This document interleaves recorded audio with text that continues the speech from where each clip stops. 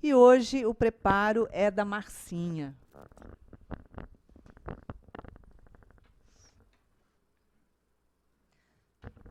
Boa tarde a todos. O que nos cabe hoje, do livro Vida Feliz, psicografado por Divaldo Franco, ditado pelo espírito da nossa mentora, Joana de Ângeles. No tumulto que toma conta do mundo e das pessoas, reserva-te alguns momentos de silêncio que se transformem em quietude interior. A agitação, a balbúrdia, o falatório desarmonizam os centros emocionais do equilíbrio. Cala mais do que fala. Reflexiona antes de expender a tua opinião. Ouve a zoada e alija-te do burburinho, preservando-te em paz. Este comportamento é salutar para todos os momentos da tua vida. Então, Joana, ela está convidando a Iraci, quase que fez o preparo aqui agora, né? Mas vamos lá, mas sobrou alguma coisa para a gente falar. Ela vai fazendo essa reflexão e vai dando, fazendo esse convite a nós, né?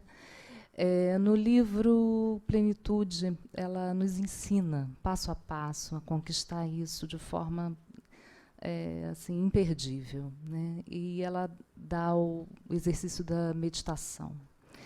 Esse silenciar não é o silenciar somente da voz, é o silenciar dos pensamentos, do coração, é quietude interior, ela é além, né, da nossa voz. É a voz interior que cala para ouvir o Deus que existe dentro de nós, né, que esse Deus que permeia tudo e está sempre a nos conduzir, se nos ligarmos a Ele. E esse processo vale em todos os momentos, em todas as horas do nosso dia a dia, porque está tumultuado mesmo, né? Está complicado, porque a vida é muito agitada de todos nós. Mas, em aonde estivermos, o que estivermos fazendo, podemos alcançar essa serenidade. Se estivermos conectados com essa fonte do poder,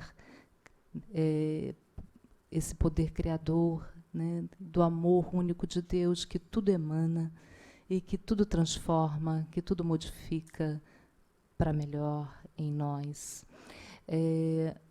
Temos que ser, em cada situação da nossa vida, onde estivermos, né, saneadores com os nossos pensamentos. Ela coloca de uma forma muito bacana que a oração também é um outro veículo por meio do qual produz essa sintonia direta com o Pai. Ela faculta uma análise das necessidades reais, né, em relação às finalidades da essência da nossa existência. Ela propicia a oração no momento que estamos orando, relaxa todo o nosso corpo, toda a nossa mente, tirando todas as tensões, e estimula as forças benditas, as forças generosas do bem que estão a nos alcançar, essas forças que também residem em nós, proporcionando-nos a paz. Onde quer que estejamos, isso aqui é do livro Ilumina-te, ela coloca assim um convite. Onde quer que te apresentes, canta sempre a abertura da suave e doce canção. Paz seja convosco. E faze-te, por tua vez também, cantor da iluminação de todos os seres, porque para isso estás convidado. Boa palestra a todos.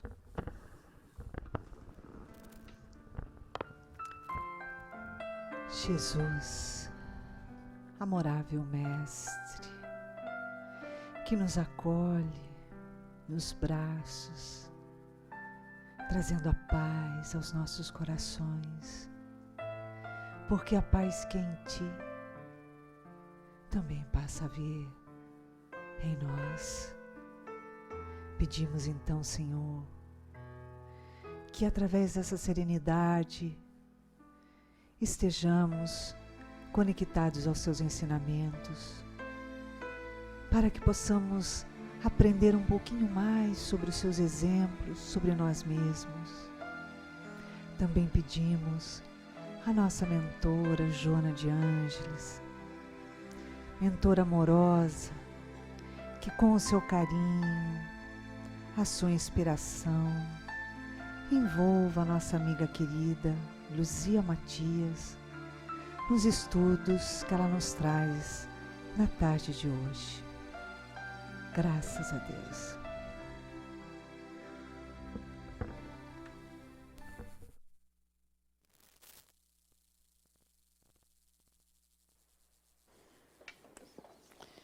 Queridos, boa tarde. Vamos falar de vingança.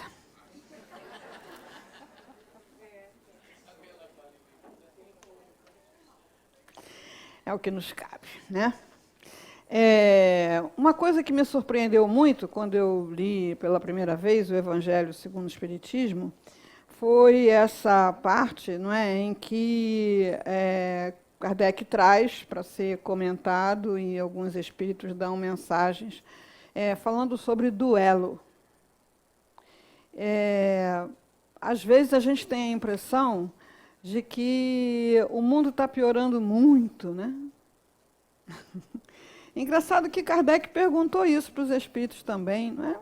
O mundo está piorando, e os espíritos falam isso para ele: você não está observando direito, estuda a história. Então, quando eu vi ali que na época, a época da codificação da doutrina espírita, Kardec precisou trazer essa questão do duelo para ser comentada pelos espíritos, é porque aquele negócio que a gente vê no cinema, né, do cara dá um passinho para lá, passinho para cá, vira um para o outro e dá um tiro, vê quem é que cai, né? Geralmente por questões ditas de honra, né? Em geral ligadas a questões da sexualidade, dos relacionamentos amorosos.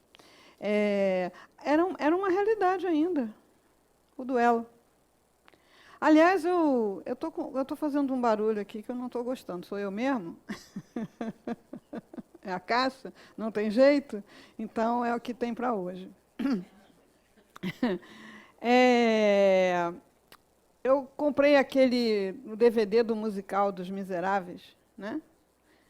E eu fiquei olhando aquilo, até que lá pelas tantas surge aquela situação da Comuna de Paris, né?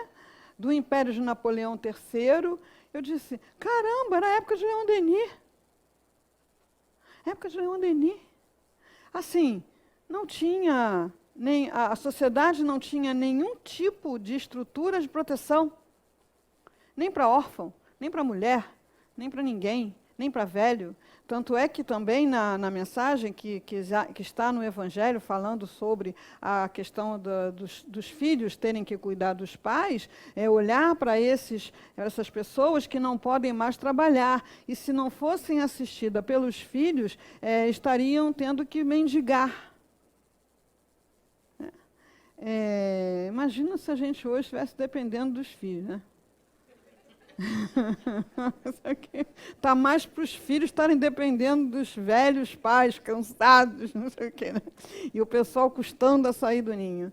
Enfim, é incrível. Sabe que você fica assim, caramba, né? Como melhorou? É indiscutível. Então está muito bom. Não está muito bom, não. Ainda está bastante complicado, mas houve bastante essa melhora. O espírito que fala sobre a vingança, ele fala que a vingança está destinada, um dos últimos vestígios da barbárie. Quer dizer, os espíritos têm uma percepção de tempo completamente diferente do nosso. Então, quando fala assim para a gente, olha, isso está perto de acontecer, a gente pensa que é ano que vem. E já acho, não, falta muito, 4 meses, né? Então, todas as comunicações espíritas, todos os relatos da vida na espiritualidade, falam que na dimensão espiritual a questão de tempo é completamente diferente.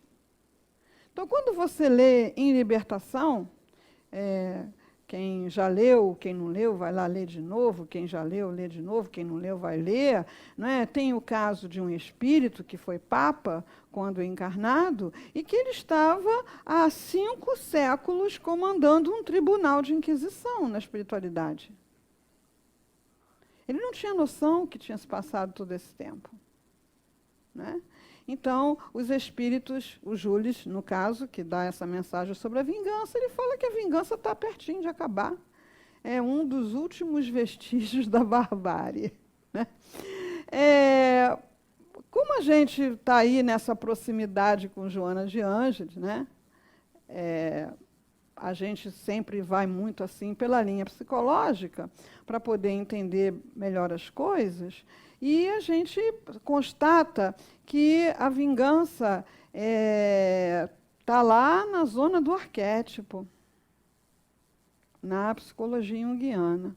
Né? Então, para quem não está familiarizado com a psicologia junguiana, né, eu sou familiarizada bem pouquinho, porque Joana que me botou nessa praia, eu tive que correr atrás, porque senão eu ia ficar sem entender direito as coisas que ela falava. O Jung identificou que determinados padrões existem em todas as culturas humanas. Do camarada lá do Polo Sul, do Polo Norte, do africano, do indiano, em todas as épocas se criaram mitologias para representar certos comportamentos e atitudes que são comuns a toda a humanidade. Então, todas as mitologias, inclusive a cristã judaica, se a gente encarar toda aquela história bíblica como mitológica, tem a questão da vingança. Muitas têm deuses da vingança. Os gregos têm as eríneas, que obrigam os descendentes a vingar o sangue dos familiares que foi derramado. E no que ele vinga, ele também fica sendo alvo da vingança. Então, é uma coisa que não acaba nunca. Né? Então, a gente pode dizer que está livre dessa questão da vingança? Né? Porque, assim, às vezes a gente, né, frequenta o centro, frequenta uma comunidade tão amorosa, tão acolhedora, né, tem toda essa ambiência, começa a ler os livros e começa a achar que esse negócio já não lhe diz respeito, porque imagina se você vai se vingar. Imagina se você vai cometer uma vingança com alguém. Né? Mas aí, quando você é ultrapassado no trânsito, né, e o cara que te ultrapassou lá na frente está parado pelo guarda, bateu no poste, está parado no sinal, é tão bom, né?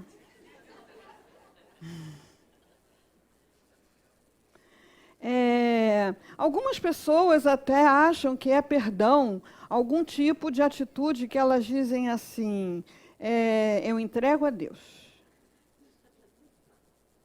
Mas ela entrega a Deus, com certeza, para que Deus vingue.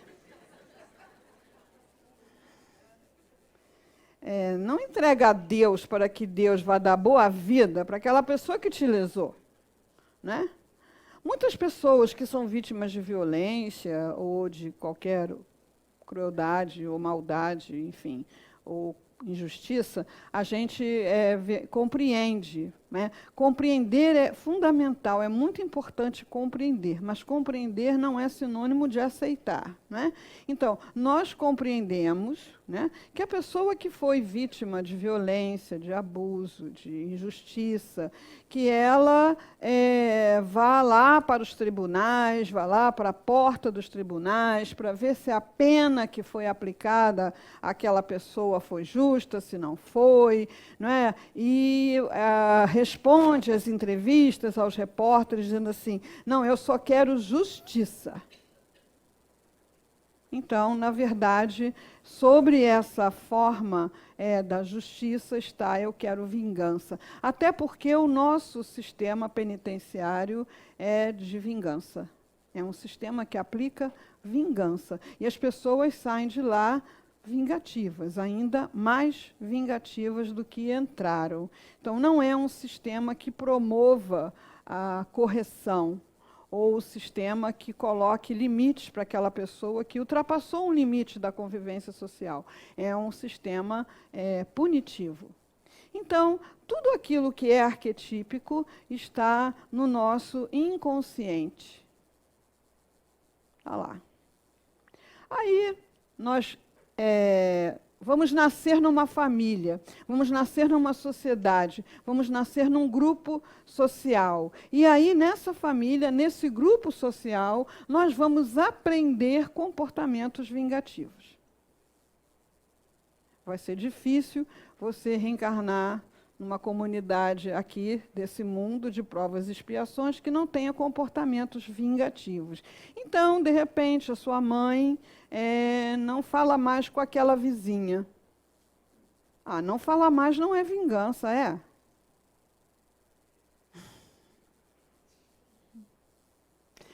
Tem, assim, um autor, os autores, coitados, eles não têm de mim nenhum reconhecimento, porque eu só me lembro do que eles escreveram. O nome deles apaga da minha memória, né? Mas o livro se chama A Carícia Essencial. Nesse estudo, ele constatou que a coisa mais doída, a coisa que mais faz sofrer é a indiferença. Então, por isso, muitas vezes, a criança, o jovem e até o adulto faz coisas incomodativas, faz coisas agressivas, faz coisas absurdas só para ser visto. É o que ele chama de carícia negativa. Então, é preferível uma carícia negativa, quer dizer, uma crítica, uma condenação, uma reclamação, do que a indiferença. Eu tenho uma amiga que foi professora da rede municipal uma vida, né? E ela se sentiu, durante toda essa experiência, desafiada a trabalhar com aquelas crianças e jovens que ninguém queria. Sabe, aquelas turmas que eles já reúnem todos os que só dão problema lá. Então, ela queria essas, né? Tem gente que gosta de sofrer, né? Ela queria essas. Mas aí está explicado também hoje pela neurociência, porque a coisa que dá mais prazer é superar limites, né? Então, por aí. Então, ela disse que quando ela entrava na sala, teve um ano, quando ela entrava na sala, o menino, ela botava o pé na sala e ele fazia uma coisa horrorosa, assim, coisas que eu não posso nem falar aqui, né? Ela entrava na sala, ele fazia aquelas coisas. Então, ele já vinha sendo punido. Com isso, ele se tornava o centro das atenções. Porque ele era expulso de sala, os outros colegas, uns já riam, outros já provocavam, outros debochavam. Ele ia para a sala da direção, na direção falavam horrores, a mãe era chamada, às vezes aparecia, às vezes não, às vezes a avó. Então, com aquilo, ele recebia uma enorme atenção. Então, ele fazia aquilo. Ela entrava na sala, ele fazia aquilo. Aí ela parava de entrar na sala, olhava bem para ele, olho no olho, e dizia assim, eu não me lembro o nome dele, assim, menino, eu já te vi, tá? Ia lá, continuava a dar aula. E ele continuava lá, fazendo como que isso que ele estava fazendo. E ela continuava dando aula. Chegava no outro dia, olha, eu já te vi, tá? Lá pelas tantas, ele parou de fazer. E aí procurou ela para conversar, né? Abrir lá, chorar, falar seus problemas. Então, nós aprendemos no contexto familiar, na escola, no trabalho, na família, a adotar comportamentos vingativos. Sem se aperceber de que são comportamentos vingativos. Então, muitas pessoas, claro que ninguém daqui, né? Tiveram que ver seus filhos casarem com sirigaitas.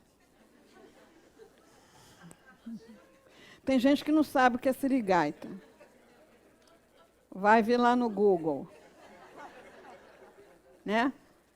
Mas, enfim, as mães, né, engravidam, ficam com o neném na barriga, depois dão à luz, é um processo complicado, dá de mamar, vira noite em claro, vai à festa no Dia das Mães, obriga a estudar, e depois vem a se ligar e te leva. Né? E aí começa um processo vingativo. É consciente? Não. Não é consciente, só se torna consciente a partir do momento em que você põe a luz da consciência sobre a situação. Quer dizer, que você faz um trabalho de autoconhecimento, um trabalho de autoanálise, ou você com você mesmo, ou em terapia. Mas por que é que eu faço isso? Né? Então, a vingança ela vem do arquétipo, né? Tem lá os deuses, os mitos, todos relacionados à vingança, porque é um comportamento humano padrão. Aí, se você for mais para trás ainda, não é? Dentro daqueles comportamentos que estão no nosso DNA, que vêm das experiências no reino animal, você vai ver que aquele que é o vencedor numa disputa no reino animal é aquele que vai passar o seu DNA para frente. É aquele que vai passar, que vai ter herdeiros, que vai ter sucessores. Então, existe um prazer que a gente ainda precisa, acho que vai levar ainda bastante tempo, né, na visão nossa, né, de encarnados, para que a gente possa enxergar e transformar. Então, tem o arquétipo, né, tem aquela coisa que vem da cultura e tem os traumas. Então, não tem como reencarnar num mundo de provas e expiações entre espíritos imperfeitos, quer dizer, nos quais predomina o orgulho e o egoísmo. Então, esse era o patamar evolutivo do seu pai, da sua mãe, da sua avó, dos seus irmãos. O seu não, né? Você já é no espírito de luz, mas o deles era, né? E você casa com um assim também, e os seus filhos também são assim. Então, a questão da predominância do orgulho e do egoísmo faz com que nós tenhamos funcionamentos que são traumáticos para o outro. Então, todos nós passamos por traumas. Como nós reagimos a esses traumas? Com a bagagem do arquétipo e com o aprendizado que recebeu na família. E com alguma coisa, uma pequena parcela da bagagem espiritual que você trouxe. Então, é claro que o Mahatma podia dizer: nunca precisei perdoar porque não me senti ofendido. Mas ele não aprendeu isso na Índia, não. Não naquela encarnação, né? Não numa família de casta superior como a dele, né? Não passando uma vida estudando na Inglaterra, né? Então, alguma coisa traz da bagagem, mas tem esse percentual que está na nossa herança emocional, psicológica, que todos temos que lidar. Engraçado assim, né? As memórias que são associadas a emoções, quanto mais fortes as emoções, mais essa memória se grava na psique. Né? Então, se não aconteceu nada de extraordinário na quarta-feira da semana passada, você vai ter dificuldade de se lembrar que roupa você estava vestindo, o que você comeu no almoço. Agora, se aconteceu alguma coisa marcante, você lembra. Eu morava num prédio de apartamento quando eu era criança e tinha uma senhora que morava sozinha. E ela gostava que eu fosse para a casa dela, e eu ia para a casa dela de tarde, e ela pegava aqueles bibelô todo que ela tinha, botava em cima da mesa. Eu ficava ali, né, fazia teatro, casamento, fazia um monte de brincadeira. Um dia eu cheguei lá, ela abriu a portinhola, falou assim: vai para sua casa, e pum, bateu. Gente, aquilo, ai, né? A rejeição. Gente, como dói, né? Dói a rejeição. Então, eu não me lembro mais o que foi que eu pensei, mas eu posso ter pensado em botar uma bombinha na porta dela. Né? Eu posso ter pensado em botar um barbante, né, esticado para ela tropeçar, né? Eu posso ter pensado. E recentemente, bem recentemente, no meu condomínio, o proprietário alugou uma casa para 4 rapazes. De sexta até domingo, eles transformavam o condomínio numa sucursal do inferno, né? Era aquele som altíssimo, de ótima qualidade, aquilo até altas horas, ainda iam para a rua, bebiam, iam para a rua, faziam escândalo. E quando começaram a ser advertidos pelos seguranças e tal, eles disseram que eles podiam fazer isso porque naquele condomínio ninguém trabalhava. Né? Quer dizer, isso deixa você cheio de amor por essas criaturas, né? Então, assim, a gente começa a ter uns pensamentos naturais, né? Eu vou jogar uma bomba lá, eu vou fazer, vou acontecer. Aquilo vem naturalmente. Em vindo, é preciso olhar. E para você poder olhar, você não pode se sentir a última das criaturas. Você não pode se sentir uma pessoa que frequenta o centro, estuda o evangelho e não aprende nada, continua com essas ideias horrorosas. E você precisa lembrar que você está constelando um complexo. Né? Então, o que é o complexo? O complexo é uma coisa complexa, é uma coisa misturada, né? Do arquétipo, com o aprendizado que você fez, com os traumas que você viveu. Então, numa outra situação em que alguém bater, por exemplo, com a porta na minha cara assim, eu volto a ser criança, pequenininha, sem defesa, sem ter outro jeito de reagir àquela situação que não seja chorando e depois tentando fazer alguma coisa para revidar. Então, quando a gente está constelado, geralmente a gente está se expressando de forma totalmente absurda em relação à cultura que já tem, à idade que já tem, à experiência de vida que já tem. Por quê? Porque ainda não parou para olhar, para compreender. Então, nós precisamos olhar para as nossas ideias de vingança com generosidade. Aceitá-las. Elas existem, elas estão aí. Né? Agora, o que eu faço? Né? Então, a gente tem, assim, um trabalho a fazer muito parecido com o da mágoa, com o do ressentimento. É um trabalho de compreensão. Então, compreender não é aceitar e não é esquecer. Geralmente, nós queremos esquecer na marra. Não, eu não posso ficar pensando no mal que as pessoas me fizeram. Né? Ainda hoje eu ouvi isso. Né? A pessoa está lá passando por um problema de saúde e aí alguém se lembrou, né, do mal que essa pessoa fez lá no passado. Né? Tipo assim, merece, né? Fazer o quê? Merece. Né? Não fui eu, não fiz nada com ela, nada. Eu não fiz nada. O sentimento está lá. Né? Então, nós precisamos compreender todas as atitudes equivocadas, violentas, agressivas, de que nós possamos ter sido, não gosto dessa palavra vítima, não, que a gente possa ter sido sujeito, né? Nós precisamos compreender. Grande parte dessas atitudes, elas são provocadas porque a pessoa está magoada também.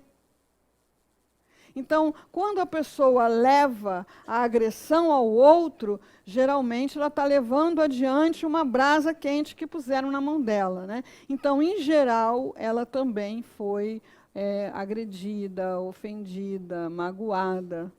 Há muito tempo atrás, eu ouvi uma entrevista com uma psiquiatra, eu fiquei muito impressionada, porque ela estava tentando organizar um grupo terapêutico para pedófilos.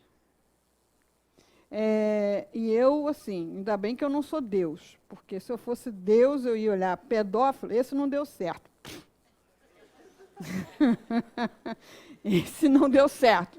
Errei a mão, né? Claro que não é isso, né? Às vezes eu falo isso, eu digo, não, Luzia, esse é Zeus, não é Deus.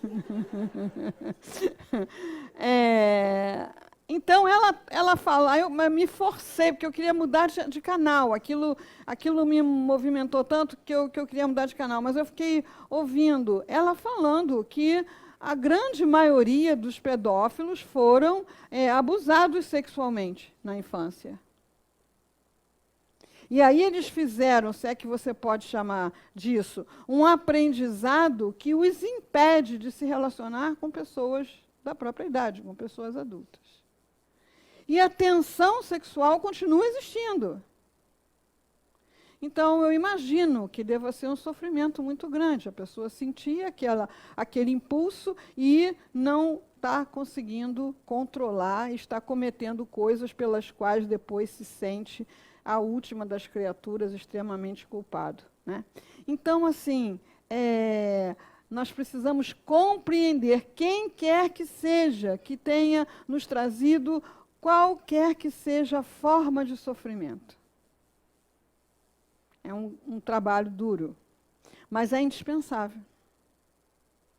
O perdão sem a compreensão é falso, é superficial, não existe. Você vai acabar, digamos que lá adiante você descubra que aquela pessoa passou por um revés, se arrependeu, mas agora não tem como voltar atrás. Aquele bem-estar que dá ali, aquilo te adoece. Te adoece porque as suas células, essas não têm ainda compreensão de coisa nenhuma, elas só recebem a energia, e essa energia é muito doente. Né? Então, mamãe fez isso comigo, papai fez isso comigo, vovó. A gente vai desenvolvendo a compreensão, a coisa vai mudando, a nossa visão de mundo vai mudando, a nossa visão das coisas pelas quais a gente passou vão mudando completamente. Então, assim, as mulheres aqui presentes, acho que tem mais de 40, nenhuma de vocês foi desejada. Nem eu. Eu me chamei naquele tempo, não tinha ultrassonografia, então me chamaram durante 9 meses de Robertinho. Por quê? Porque filha mulher era um abacaxi. Você tinha que cuidar daquela criatura, tomar conta dela para ela não engravidar, não desonrar a família. E você tinha que sustentar ela até conseguir ela passar por um trouxa para ele continuar. Né? Então, assim, na minha adolescência, eu escutava o pessoal falando, quem tem sua cabra, que prenda, que meu bode está solto. O que você prefere? Soltar bode ou prender cabra? Né? Até porque as cabras sempre dão um jeito, né, de se mandar. Então, assim, antes da ultrassonografia, sou uma figura histórica já, né? Antes da ultrassonografia, eu fiz alguns partos na maternidade São José, e lá tinha uma luzinha rosa e azul do lado de fora da sala de parto, que acendia quando nascia o neném, né? Então, quando acendia a luzinha rosa,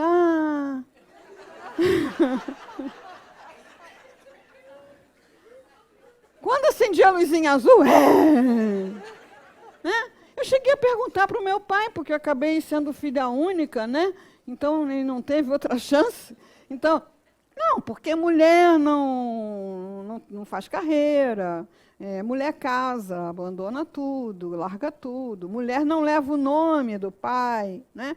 Então, nós podemos olhar para os nossos avós, para os nossos pais, que de repente tinham uma preferência, para os nossos irmãos, pelos nossos primos do sexo masculino, e entender que eles estavam tendo um comportamento social.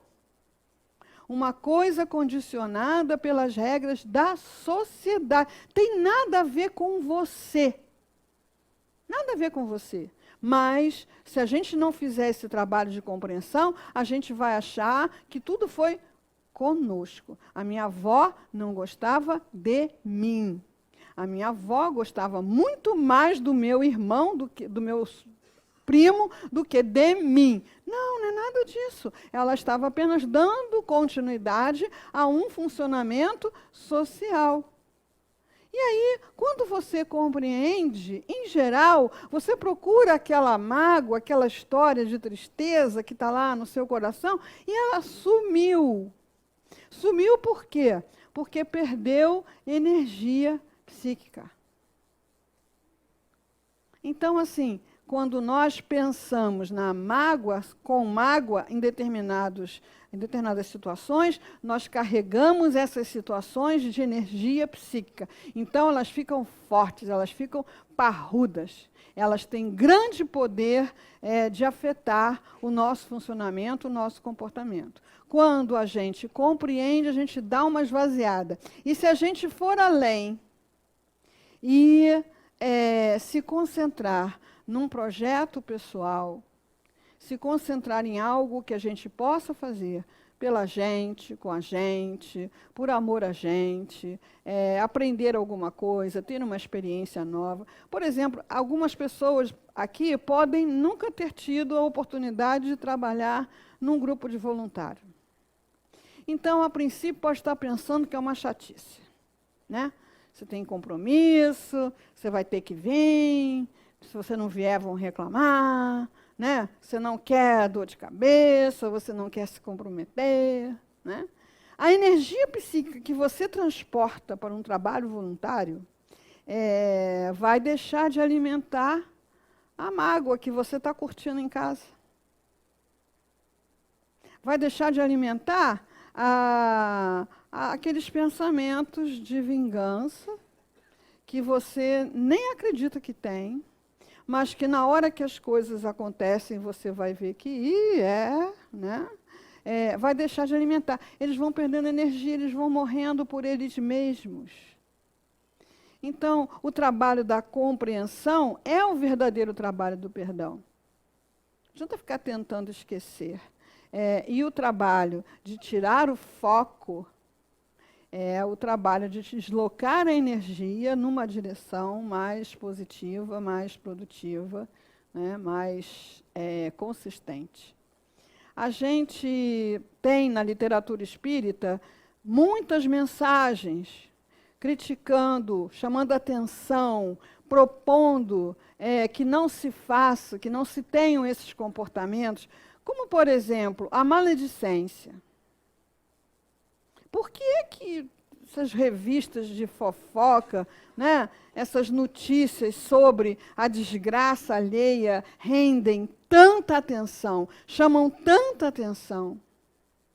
Tem tanto interesse das pessoas em saber qual foi o artista que se viciou em drogas, que já está casando pela 10ª vez, que estava bêbado na boate.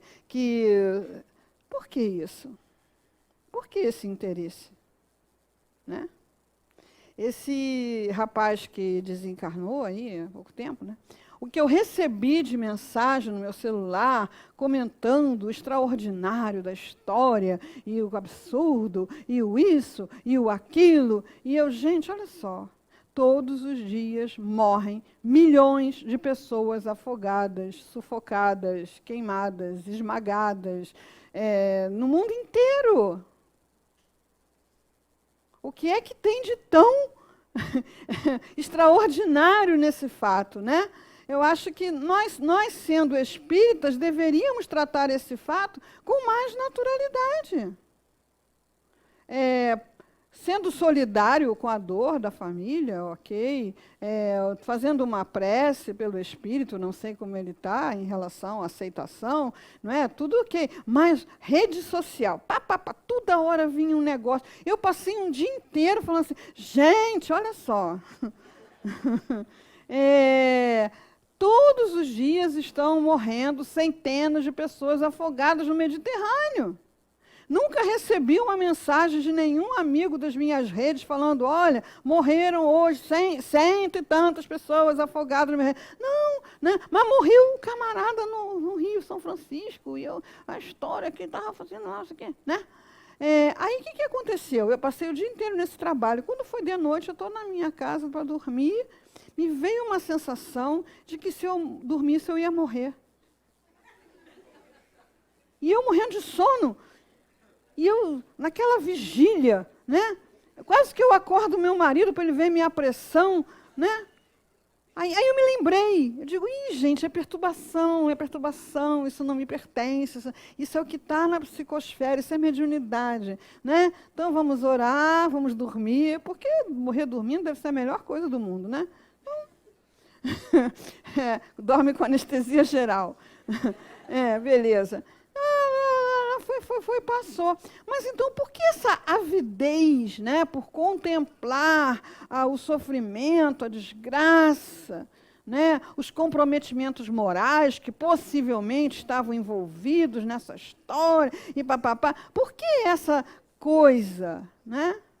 Porque na alma das pessoas existe a inveja, existe a frustração, existe a necessidade de compensar aquilo que ela mesma não teve com a perda do outro que teve. Existe algum bem-estar nisso, né? Então, se amanhã ou depois eu estou lendo aí uma fofoca que aconteceu com alguém, eu não vou me sentir a última das criaturas. Eu vou dizer, peraí, você está lendo isso por quê? Você está interessada nisso por quê? O que que você está sentindo lá no fundo da sua alma em relação a isso? Né? Parece que a Xuxa finalmente ficou velha, né? Graças a Deus, ninguém aguenta mais a Xuxa, né? Com aquela beleza toda. Né? Primeiro ela tinha que sofrer muito, porque ela era muito rica, tinha muito sucesso, então ela nunca podia saber se a pessoa gostava dela ou se queria o dinheiro dela. Então tá bom, pelo menos isso, né?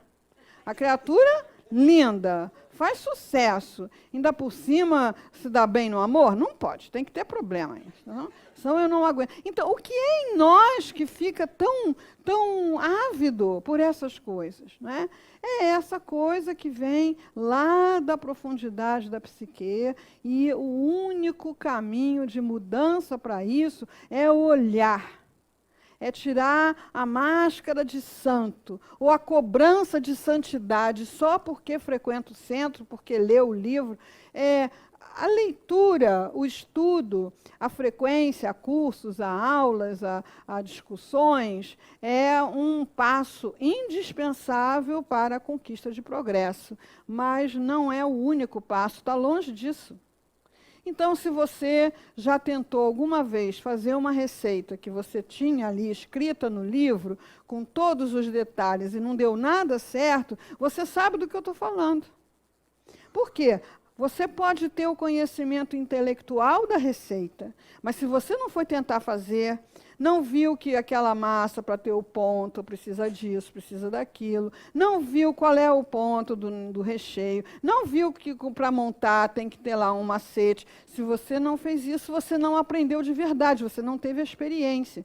Então, quem frequenta o centro espírita, faz estudo de livro, vem a seminário, vai no Divaldo, vai estar tendo o quê? Um conhecimento intelectual. Para esse conhecimento se tornar vivo, precisa ter a experiência, precisa ter a experimentação. E é muito pouco provável que o comum das pessoas se dedique a arquitetar um plano de vingança para um desafeto. Pouco provável. Eu acho que alguma evolução aí já se concretizou, já realizou. Né? Mas o bem-estar, a alegria, os pensamentos, o conforto que você experimenta ao saber, né, do sofrimento daquele que te contrariou, te frustrou. Né? Então, assim, a pessoa saiu do casamento, foi viver com outra pessoa, né? É muito sofrido isso, né? Uma situação muito sofrida, muito difícil para quem não foi que tomou essa decisão, é muito difícil, né? Mas se vier saber que depois que a pessoa foi viver com esse outro amor, né? Quebrou a cara, bom, né? Então, assim, não é bom, não é bom. Tem pessoas sofrendo com isso. Né? Quem saiu do relacionamento está sofrendo. A outra pessoa que se associou está sofrendo, estão sofrendo com isso. Mas lei de causa e efeito, bem. Essa hora a gente quer, né, que a lei seja aplicada, né, com todo o rigor, né? Aquela pessoa que te pegou seu lugar no trabalho, né? Era você que deveria ser promovida, a pessoa foi promovida, depois chegou lá, não deu conta. Eu avisei. Avisei, não me ouviram, não me deram ouvidos, né?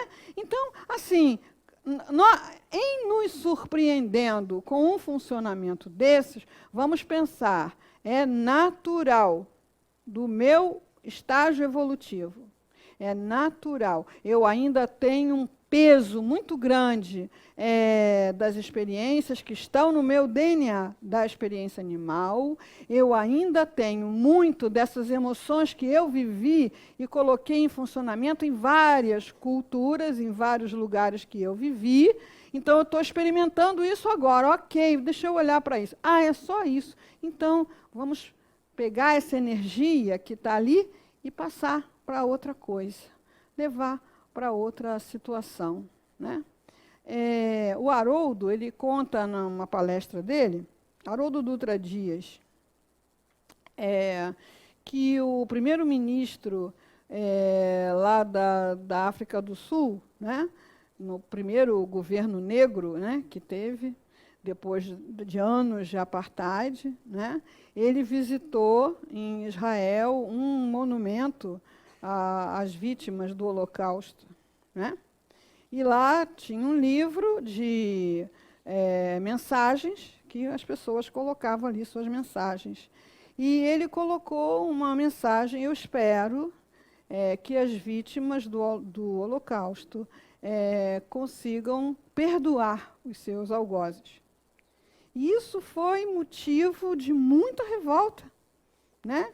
Entre as pessoas lá de Israel, entre a comunidade de jornalistas e tal, não sei o que lá. E ele foi perguntado: o senhor não acha que é uma falta de respeito com as vítimas do Holocausto, o senhor falar em perdão? Né? E ele falou: olha só, eu sou um negro da África do Sul, né?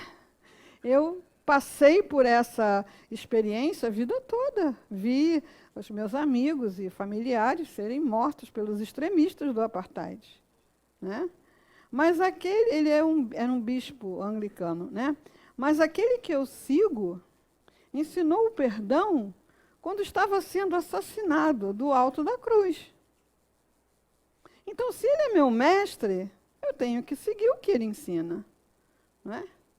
E se a gente olhar essa história da humanidade, não é? De povos que, num momento, são oprimidos, não é?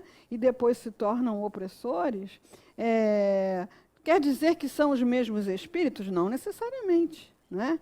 Quer dizer que a vingança ainda está muito viva nessas almas. Então, para que essa vingança, né, perca força, para que essa vingança enfraqueça, porque no mundo de regeneração não tem lugar para vingança. Né? Eu preciso fazer essa regeneração em mim, eliminando a vingança que há em mim, de qualquer forma. Tinha uma pessoa na minha família que pertencia a uma coisa, segmento da polícia, não sei, essas coisas são muito nebulosas, você não sabe ao certo, né? Eu suspeito que fosse um grupo de extermínio, né? Que tinha muito esse discurso de que bandido bom é bandido morto, e eu tive que proibir essa pessoa de falar essas coisas na minha casa, né? Tive que proibir. É coisa desagradável, né? A pessoa convidada, você diz: olha, não quero que fale mais essas coisas aqui em casa. Aí ele falou assim para mim: por que não fizeram isso ou aquilo com a sua filha, com o seu filho? Porque se tivesse feito... Eu disse: olha, se tivessem feito alguma coisa dessas com meu filho ou com a minha filha, certamente eu sofreria muito. Mas a morte desse assassino não me traria nenhum conforto. Nenhum. Vai mudar o quê? Né? Mas é justiça. Não, não é justiça, é vingança. né? Então, assim, existe um trabalho para você fazer dentro de você, um trabalho... É isso mesmo? Ou já passou? Já passou. E existe um trabalho para você fazer em círculos que vão se expandindo, né? Das pessoas que você convive, da sua família, da sociedade, pelo pensamento, para que a gente possa acabar realmente tirando toda a energia desse sentimento e esse mundo novo possa chegar mais rápido. Obrigado, queridos, pelo carinho.